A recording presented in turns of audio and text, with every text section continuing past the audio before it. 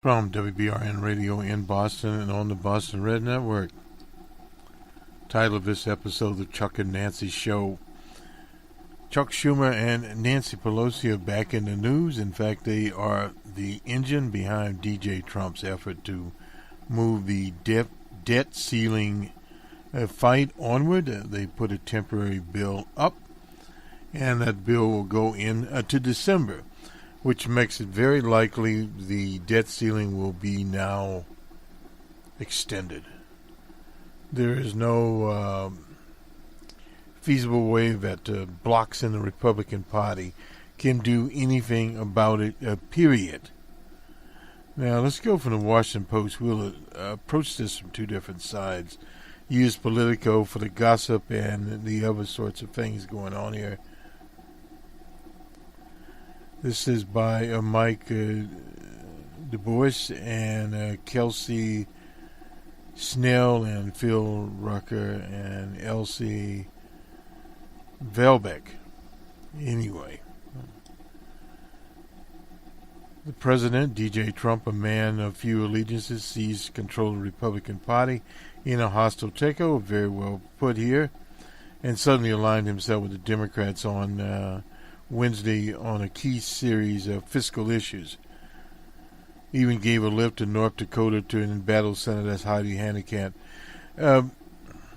Trump confounded his party leaders when he cut a deal with the Democratic leadership, as the president formerly referred to him, Nancy and Chuck, that's the title of the episode, on a short-term plan to fund the government and raise its borrowing limit this month. The president's surprise stance upended sensitive negotiation over the debt ceiling and other critical policy issues this fall, and further imperils this already tenuous relationship between the leader, old man McConnell of Kentucky, and little Paulie Ryan of Wisconsin. The episode is the latest turn in Trump's separation from his party as he distanced himself to deflect blame for what has been a year of a gridlock. Very smart move on his part, a tactical move H, and now you can see that DJ Trump is a slick operative, and as some had appended to him, no doubt about it. His position clear at the White House meeting with both party leaders, agreeing with the Senator Schumer, Chuck Schumer of New York, and Nancy Pelosi of California, on plans for a bill to fund the government and raise the debt ceiling for 3 months. And this has been done before. This is not something that is new. It effectively postpones until December a divisive fight over fiscal matters, including whether to fund construction of his long-promised border. We had a good meeting with Chuck and Nancy. He told reporters on Air Force One as he was heading to North Dakota to talk about taxes. In siding with the Democrats, he overturned his Treasury Secretary, Steve Right-Wing Mnuchin, who used to be a Congress type, who was in the middle of explaining backing of a long-term increase when the president interrupted him and disagreed, according to a person in the briefing. After the gathering, McConnell said he would add provision extending government funding and debt limit through mid-December. The legislation passed by the House on Tuesday. That is the $7.85 billion for Hurricane Harvey while they get ready for Hurricane Irma, which is coming to Florida. And introduced legislation late Wednesday night, setting up a vote as early as Friday, tomorrow. The president's agreement with Chuck and Nancy for the 3-month debt ceiling into December, and that's what I will be offering based upon the president's decision. And McConnell doesn't want to start a fight because they have the votes. Doesn't matter what he does. There are enough Democrats in the Senate and enough Republicans to push it across the finish line. And they would not take a fight with him. Trump began phasing out our last episode. You can tune into it on the Deferred Action for Childhood Arrival Program, otherwise known as agreements. Chuck and Nancy want to see something happen, and so do I. Well, they can come with a new Dreamers program. That's not a big situation. So he gave Heidi Heidekant a ride out to North Dakota. He carried the state by 36 points. This is supposedly a bipartisan effort, something new. Stepped into an outdoor catwalk at the Mandan Refinery to join him on stage. He delivered a play-by-play commentary. Everybody say, what is she doing up there? But I'll tell you what. Good woman. Oh, I tell you, only DJ Trump could do that. So he's having a bipartisan speech now. And in December,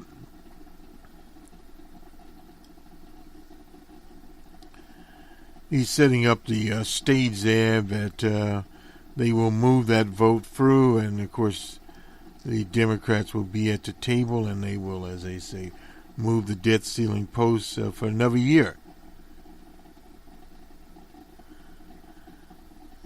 This brings the Democrats back into, they call it, an aura of strategic command. They lack since DJ Trump's election, instead of claiming the McConnell victory. Well, McConnell is set by the wayside here on this, and what it basically means, if you have bipartisan efforts, even how bipartisan they are, that keeps McConnell out of the scheme. And on top of everything else, old Tommy Ryan wanted to come up with a short-term scheme and accuse the Democrats of playing politics for the Harvey victims. I think that's ridiculous and disgraceful that they want to play. It's all about politics. Ryan knows that, and anyone else, as LBJ used to say, that has went to a goat roofing contest. The debt ceiling at this moment, anyway, they'll get it done. DJ Trump went in the other direction, so they now plan now to suspend the debt ceiling until the 15th of December, and then revisit it with a vote by Congress before then. Treasury Secretary would retain flexibility, emergency funding, etc. The short-term extension and government funds expected to public cloud perspectives for enacting major tax cuts. Planned rally the tax cuts. Well, they had the North Dakota situation there, and the $7.4 billion for emergency management agency, $450 million for disaster loan program for small businesses, etc.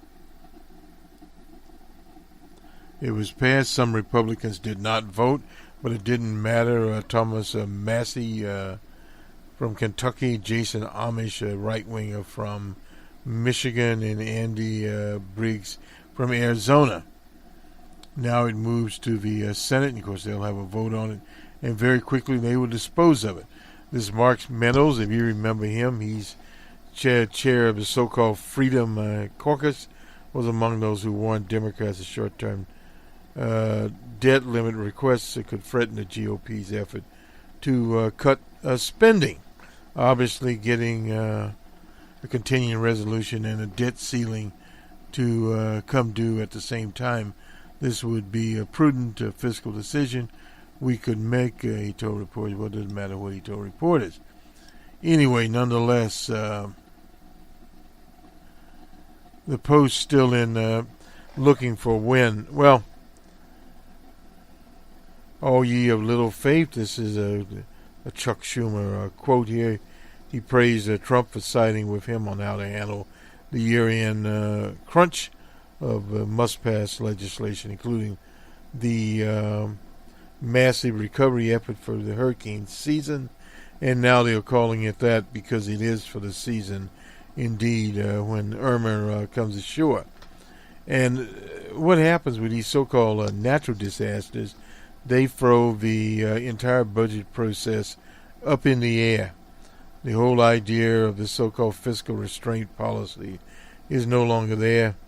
And what has to be decided, they obviously have to appropriate the money. But what has to be decided, some of the Republicans, as such as the Freedom Caucus, they would want to reduce things on the opposite. So what Chuck and Nancy have basically done here is they've come in and DJ Trump has to play ball with them, which means some of the dollar-for-dollar cuts the Republicans were planning, it simply will not happen. Now they're eyeing, well, what will happen with health care? There could be a compromise there. There's some Republicans that would want to do it, fix the Affordable Care Act, and it'll keep on ticking. So there's a number of issues can be done. So what's the long-term thing for DJ Trump? Well, DJ Trump came in as an outlaw, and therefore he'll go out as an outlaw, period. Now the president, of course, is up into them. Nancy Pelosi. What this does is a lot of Republicans in their election campaigns in 2016 ran against Nancy Pelosi. They did it in Kentucky. Can't do it now because the most popular Republican around is DJ Trump. And he has sided with Chuck and Nancy. So once that happens, they put in a position where everything is different. Period. If they're not careful, Republicans could end the year with no major or conservative accomplishments to show. This scenario would not only leave Obamacare as law of the land, but also in better fiscal standing and grant long-term status to the Dreamers. They could fix this. This would have considered if the monster would have been elected. The bottom line is we have a lot of issues to come together on, and this is one of those things. Doesn't hurt Schumer. Schumer's always been a go-along person in the first place. Not a Bernie Sanders person, no doubt about that.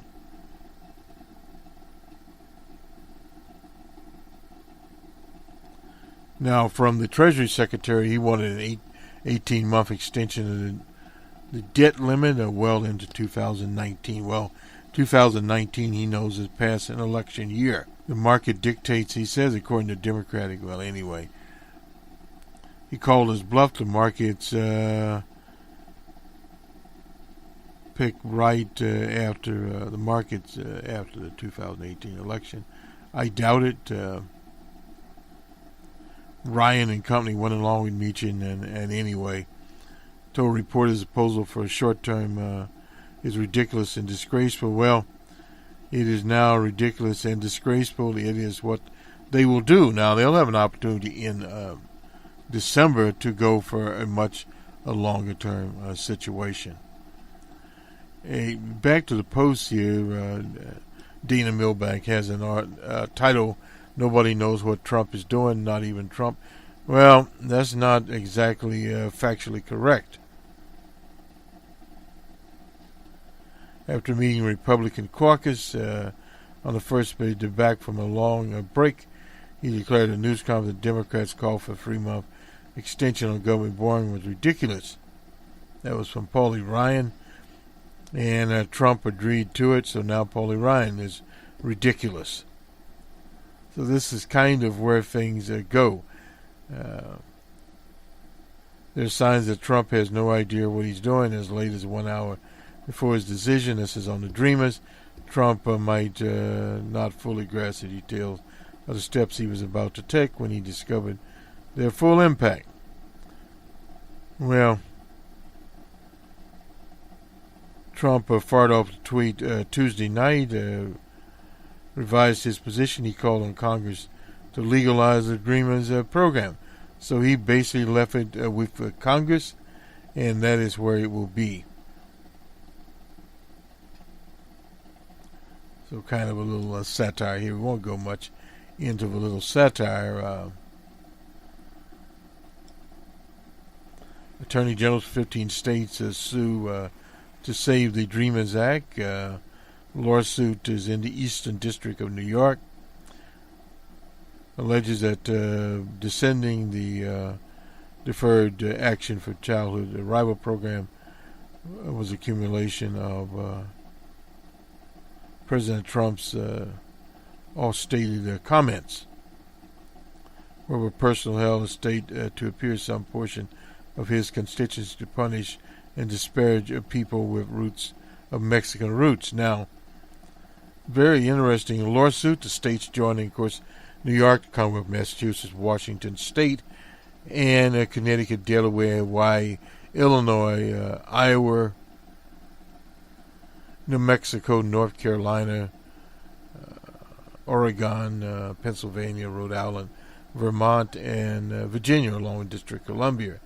Maryland's Attorney General is considering all options on how to protect the kids. Beauregard Sessions is the man behind this notorious act, period. So, again, it's up in the air there. It would cost the state of New York $30.6 billion, as we were talking last night. This is a business type of lawsuit, and it will go forward as a business type of lawsuit. Do not be fooled that this is a lawsuit involving any type of sheer political emphasis, I guess we'll call it, as far as the Dreamers are concerned. The Dreamers are on one end, but this is a commercial venture in terms of the basic value of the Dreamers, not as persons but as economic units. And this is the way it will move along. It's sort of the same thing, but on the transgender bans in North Carolina, that businesses, including even the NBA, said no, we will not do it. They had to repeal it. This is when these so-called acts from the foot are shot out and then they're shot down.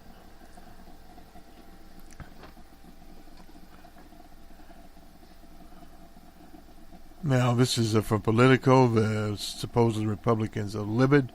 This is Rachel Blade and John Brennan and Burgess Everett writing in Politico on the 6th.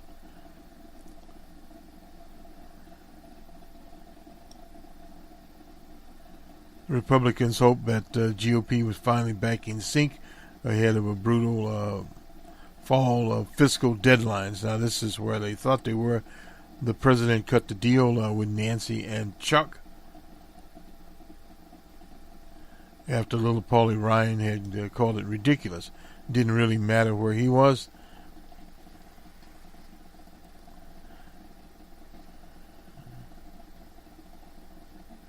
Obviously, it would have been better not to make us vote repeatedly on the debt ceiling, but I wasn't surprised. That's from Roger Wicker. He's from Mississippi. I think Mitch would have had done it differently, but it's not worth having a big old fight over. The Fremont debt ceiling is there. And Mike Simpson, the representative from Idaho. He's the best deal maker ever. Did you know I meant he got a book out anyway? Why not do a daily deal? Well, it doesn't make any sense there. The deal with the Democrats, according to Politico, didn't help the Republicans, while it averts a fall shutdown and default on the debt, which would have been a catastrophic thing for the Republicans. Congress will likely have to strike a major bipartisan fiscal deal in December to raise the debt ceiling long term and keep the government open for the remainder of fiscal 2018. The Republicans on both sides complained that Trump probably just undercut the leadership in future negotiations. Well, not necessarily. Trump's going to cast all these as a winner for DJ Trump. He really doesn't care where the Republicans turn out in this. He'll get his debt ceiling, and you'll see what else he can get out of the deal. But old McConnell also insists that things have settled down after Trump's Twitter tirades criticizing the leadership. That was in August. It's fine, said the relationship with Trump, everything is fine. His counterparts was far more upbeat. No doubt. To conservatives, Trump's turn towards Democratic leadership points to a fractioning of the GOP on fiscal issues. Sassy of Nebraska declared the Pelosi-Schumer-Trump deal is simply bad. Well, doesn't really matter. It's just a betrayal of everything we're talking about for years as Republicans. That's from Jim DeMint. You don't hear much of him anymore. Oh, that's right. He's at the Heritage Foundation. I forgot where he even was. Mark Walker of North Carolina said he was taken aback. He's with the Republican study group. Doesn't really matter. He doesn't count. So effectively what G.J. Trump has done is taken all these characters out of the play. He has screened them out, as one would say. They can only play bit parts now. And some of these operators literally will not even be in or on the stage or on the field. He was in, of course, North Dakota with Heidi Heidkamp. Well, Heidi Heidkamp's a moderate at best, doesn't harm him.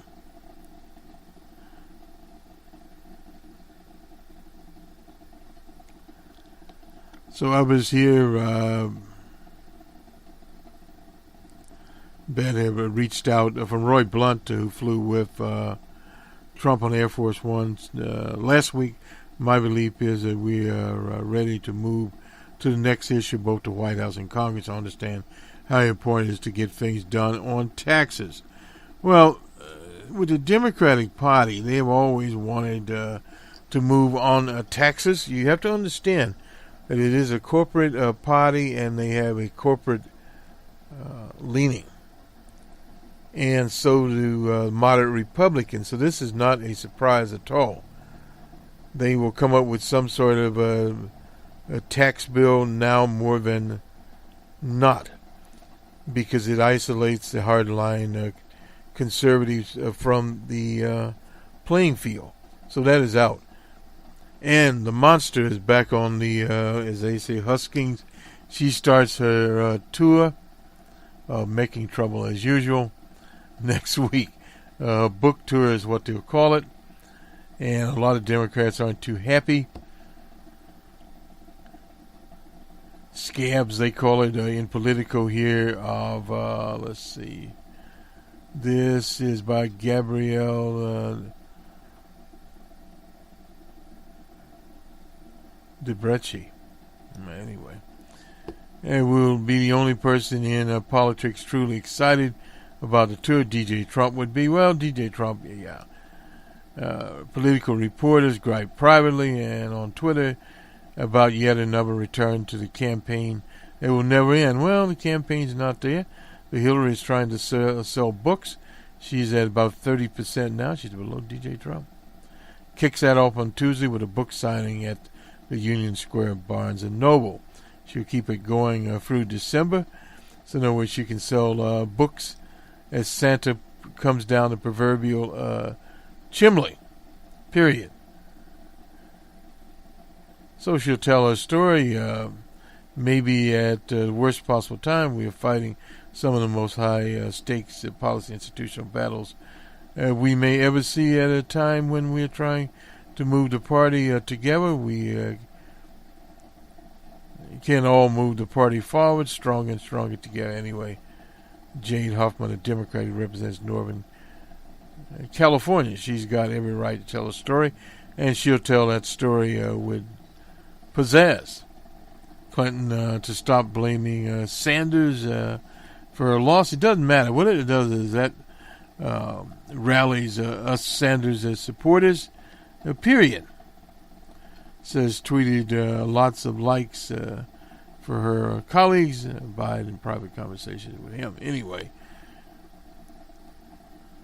So she's a collected groan, and he said, well, anyway, Claire McCaskill, when told about this infamous book tour, one of the Republican top targets, no doubt, responded with, beg your pardon, Again, she started shaking her head and walking away. Well, the monster is back.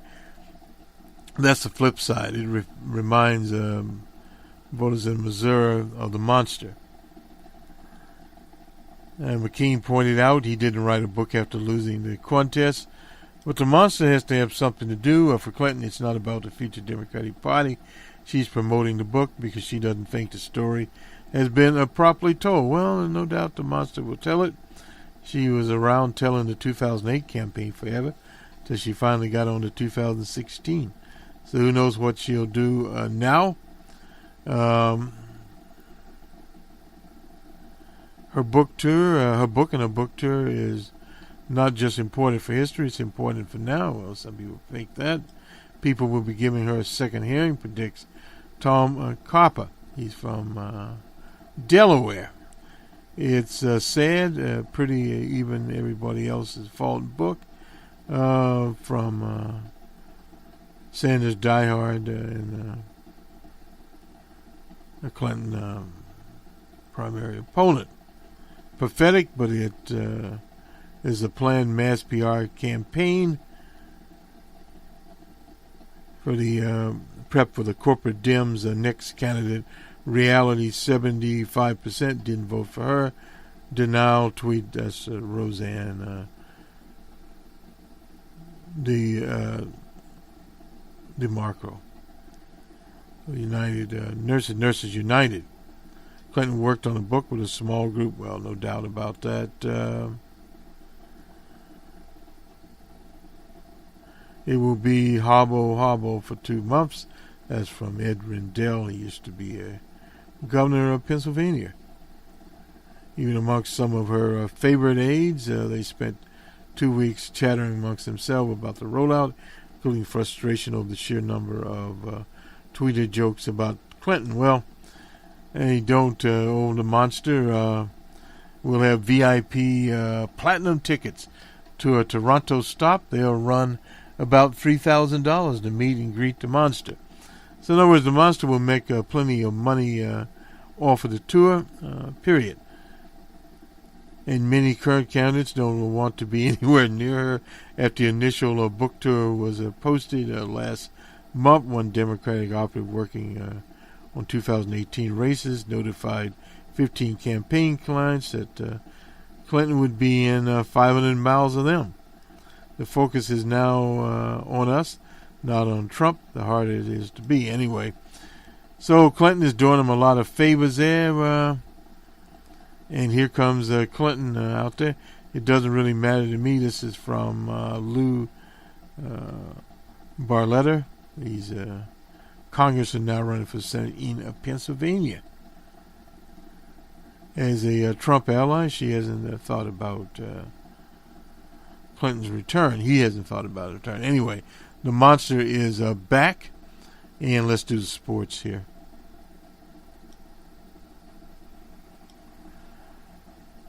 The Brewers were in Cincy, red 7-1 over the Brewers. The Twins were in Florida, 10-6 Twins over the Rays. The Rangers were in Atlanta, Rangers 12-8. The Angels were in Oakland, Oakland 3-1. The Yankees and Orioles were postponed. The Cubbies were in Pittsburgh, and the Cubbies finally they won this game 1-0. Pedro Stope was the winner there. Mr. Davis got the save. Hadn't been much for him to do lately. Anyway, nonetheless, the Toronto was in Boston, Fenway Park. Red Sox 6-1 in that contest. The Royals were in the Motor City, Royals 13-2. And the final in 6, the Metros 6-3 over the Phillies. The Nationals 8-1 over the Marlins. The Rangers and Brewers 5-4 over the Rangers. Cleveland and the White Sox on the south side. Cleveland 5-1. The Giants and Rockies in Denver. Well, it was all Giants. 11-3 was the score. Oh, excuse me. It was all Giants. 11-3 to score over the Rockies.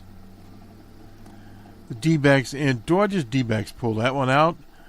3-1. The Dodgers have dropped. 11 or more. Yeah, they have dropped a lot. Mr. Taiwan Walker was the winner. And Fernando Rodney, 40 years old, he got to save his 36. The Cardinals and Padres down in San Diego. Cards 3-1 in that contest. Taiwan Walker, that's an interesting name for a person to have. I often laugh when I hear his name. But anyway, Mr. Taiwan Walker, out of Shreveport, Louisiana. He's been around for 4 years. He's 25 years old. And on we go. And he's 6'4", 236 pounds. His ERA is 3.33. This will do it for us, Chuck and Nancy, the Chuck and Nancy Show, on the 7th of December, 2017. We'll see you on Friday Jobber on Friday morning. Good day.